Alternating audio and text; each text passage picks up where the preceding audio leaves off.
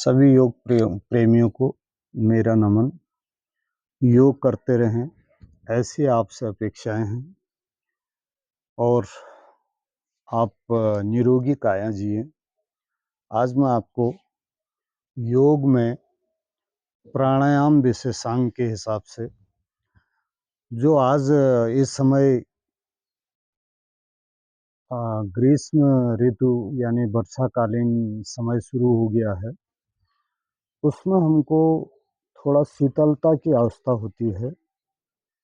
ऐसे एक बहुत उपयोगी प्राणायाम के बारे में मैं आपको जानकारी दे रहा हूँ और मेरा विश्वास है निश्चित रूप से उस प्राणायाम का आप लाभ उठाएंगे और अन्य साधकों को भी, अन्य योग प्रेमियों को भी इससे लाभान्वित करेंगे। आज मैं बताने जा रहा हूँ आपको चंद्र भेदी प्राणायाम के रहस्य को। देखिए, प्राणायाम एक श्वासों की क्रिया है और जो हमारी प्राणवायु होती है उसको जगह-जगह पे बाधित करना और अपने मन से उसको जहाँ-जहाँ आप नियंत्रित करके जहाँ-जहाँ उसका प्रयोग करना चाहते हो, वो एक प्राणायाम की क्रिया है। चंद्रभेदी प्राणायाम इस समय के मौसम के अनुसार बहुत ही महत्वपूर्ण प्राणायाम है। हमारी विभिन्न नाड़ियाँ हैं, जैसे नासिका केंद्र से आप ये समझिए कि बाईं ओर जहाँ हमारी चंद्र नाड़ी, वहीं दाईं ओर सूर्य नाड़ी, तीसरी जो हमारी मेरुदंड से मिलते हुए जाती है मध्य भाग से, उसको बोलते हैं सुषुम्ना। दूसरे अर्थों में इनको गंगा, जमुना, सरस्वती भी बोला जाता है। तो गंगा और जमुना तो आपको सारा प्रैक्टिकल में भी सीधी सब दिखती हैं, लेकिन सरस्वती विलुप्त रहती है। उसी प्रकार से हमारे शरीर के अंदर भी एक सरस्वती नाड़ी होती है, वो विलुप्त हो जाती है और उसको कौन पहचानते हैं? केवल योगी ही उसको पहचान सकते हैं और उसको क्रियाशील कर सकते हैं। तो गंगा जमुना का जब संगम कराया जाता है योगी द्वारा, तो सरस्वती मिल जाती है। तो उससे क्या हो जाता है, आपका कुंडलिनी जागृत हो जाती है। जब कुंडली आपकी जागृत हो जाती है तो अथाह सामर्थ्य आ जाता है जीवन में। आपको लोकांतर की जानकारी हो जाती है। इसलिए प्राणायाम जैसी विधा को समझने का प्रयास करें, उसकी अधिक से अधिक जानकारी लें। चंद्रभेदी प्राणायाम उनमें इतना महत्वपूर्ण है, जहाँ चंद्र नाड़ी से अगर हम श्वास की क्रिया संपादित करते हैं, हमारे शरीर के अंदर अथाह शीतलता प्रवेश होती है, शांति की अनुभूति होती है, शरीर में कोमलता महसूस होती है। तो ये चंद्र नाड़ी के प्रयोग।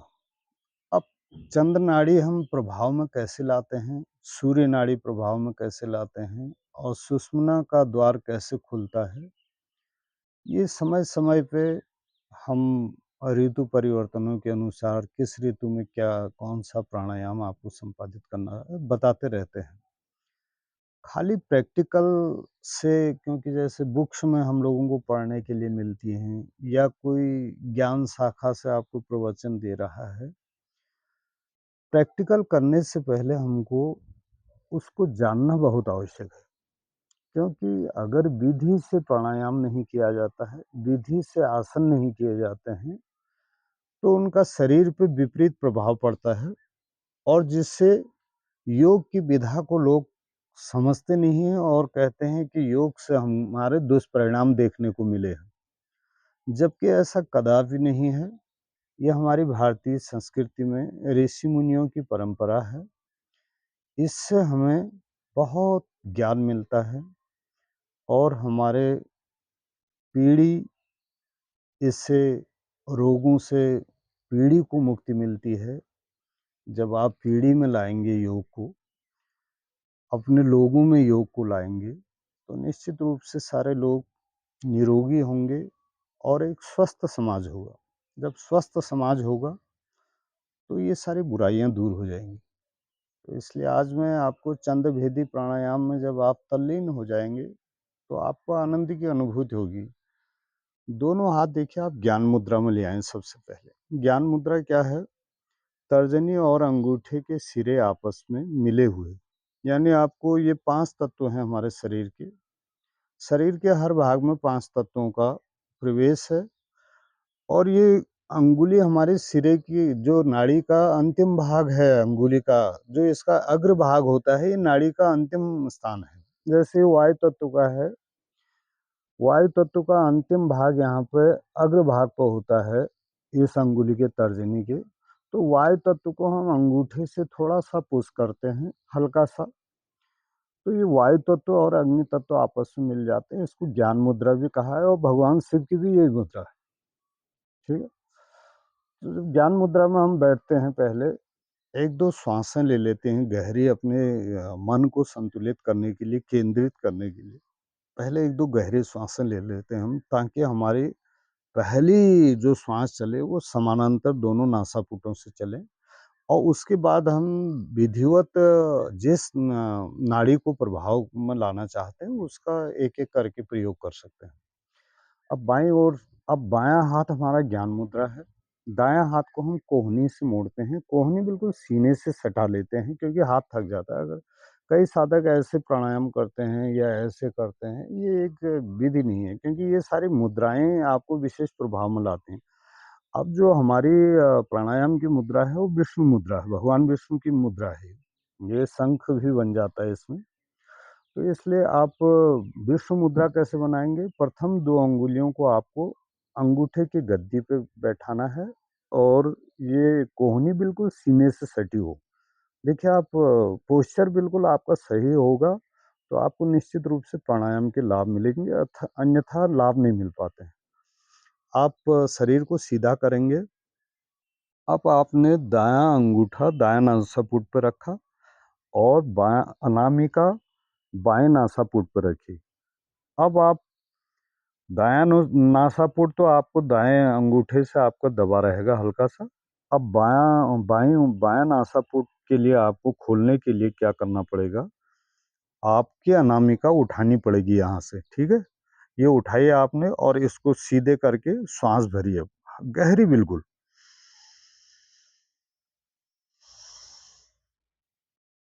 एक की मात्रा में आपने गहरी श्वास भर ली, ठीक है?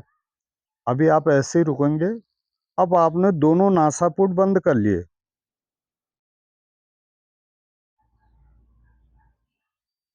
और जालंधर बंद लगा लें, पूरा वायु का भ्रमण के लिए। गर्दन सीधी करें। अब इतनी देर आपकी ऑक्सीजन रुकी, प्रवेश हुई, शांति का प्रवेश हो रहा है। बाईं ओर से आप ईड़ा नाड़ी से विशेष प्राणायाम की क्रिया कर रहे हैं।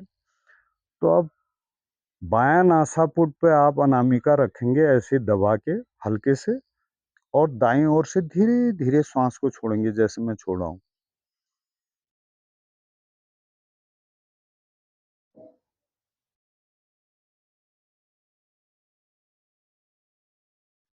दायाँ नासापुट फिर बंद कर दें, फिर बाएँ ओर से ही 1 की मात्रा में श्वास लें।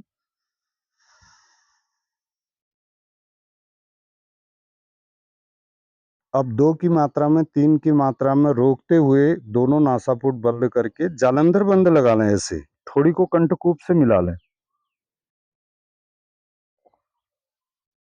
अपने सामर्थ्य के अनुसार रुकें, अंगुलियाँ नहीं हटानी है क्योंकि आप आंतरिक कुंभक में हैं।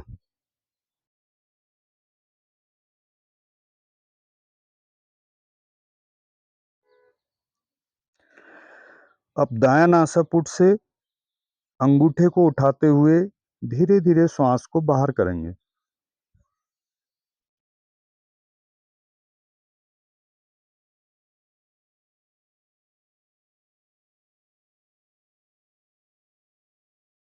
दायाँ नासापुट को बंद करें पुनः बाईं ओर से श्वास भरें।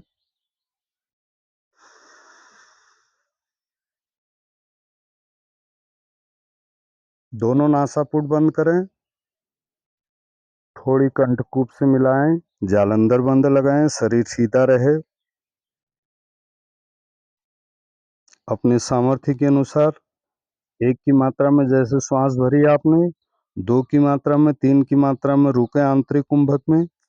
न रुकने की स्थिति में गर्दन को सीधी करें और दाईं ओर से श्वास को धीरे धीरे बाहर कर दें। केवल बाईं नासिका से ही श्वास भरना है और रोकना है, और दाईं नासिका से श्वास को धीरे धीरे बाहर कर देना है।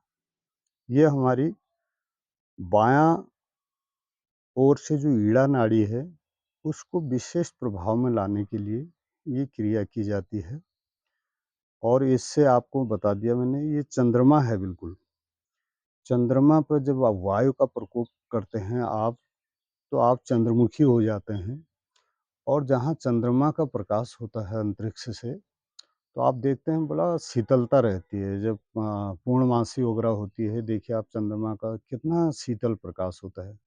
उसी प्रकार से आपका चंद्र तत्व इससे जागृत हो रहा है, तो आपके शरीर में शिथिलता आएगी, बाहर से कोमलता दिखेगी, किसी प्रकार का तनाव नहीं दिखेगा शरीर में, और सारे लाभ ही लाभ मिलने हैं शरीर को।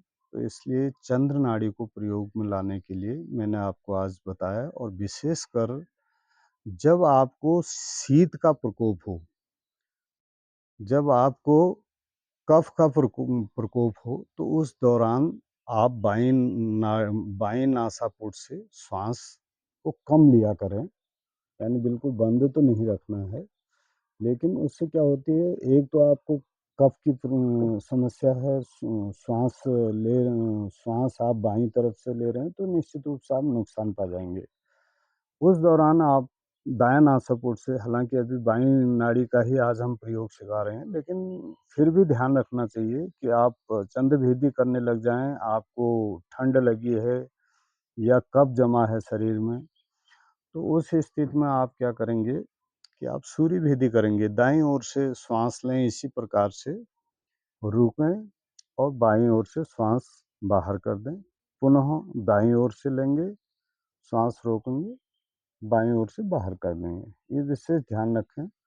बहुत ही यानी उत्कृष्ट विधि है ये प्राणायाम की, और इससे निश्चित रूप से आपके शरीर को लाभ मिलते हैं। इसलिए ये ज्ञान आप अपने पास में जो भी आपके नज़दीकी लोग हैं, रिश्तेदार हैं, या आपके फ्रेंड सर्कल में जो भी हैं, ये योग का जो ज्ञान आपको निःशुल्क मिल रहा है, इस विधा का विस्तार आप जो करिए। सभी मेरा हार्दिक